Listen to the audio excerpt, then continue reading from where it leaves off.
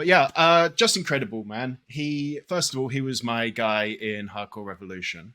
So Hmm. that goes a long way. You know what I'm like with I'm very loyal to my video game characters in real life. And also, I don't know. I just really feel like he puts on a good show.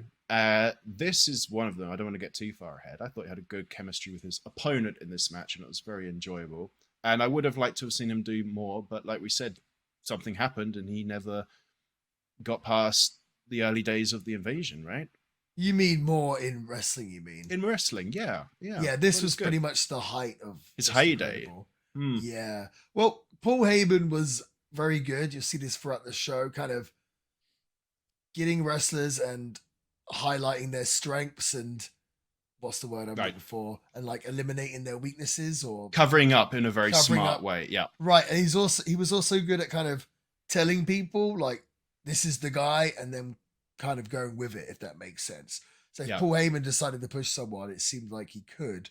Whereas I feel like in WWE maybe it's more the wrestlers kind of got to perform Earn up it. to a certain standard, yeah, earn Hmm. it, or they've kind of got to like because WWE will put people in positions, but if they don't perform, For it's kind of like yeah, I mean, for crying out loud, there's sometimes they've tried to push someone to be the top guy, and the audience just resent that. I mean, it was Roman Reigns for the longest time, if you remember.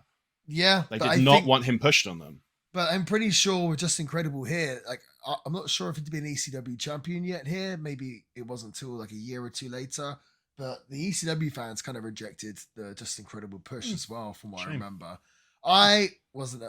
I think he was decent. Like he was fine, but I didn't really think he was. I don't know. He was just like an okay wrestler. I didn't think. I also feel like Paul Heyman was having so much talent taken away from him from WWF, from WWF and WCW, that he probably wanted some guys on top that weren't absolutely amazing because he just knew as soon as he, tried to Lost run with them. them, Yeah, yeah, he yeah. was going to lose them right away. Like they'd get the attention of the WWE or WCW and they'd be gone. So I think he probably, I think a lot of wrestlers probably got pushed due to their loyalty to Heyman and the ones that he thought he could really control and get in the heads to, like to the point where when the WWF did get calling, Paul could say to them, "Now you don't want to do that. You can stay with me. You'll be a huge star. I can eventually, when I make millions, I can pay you millions. And if you go there, you will just be a bit player. If you stay here, you will raise your value, and then they will come back to you with $1 million contract." Blah blah blah blah.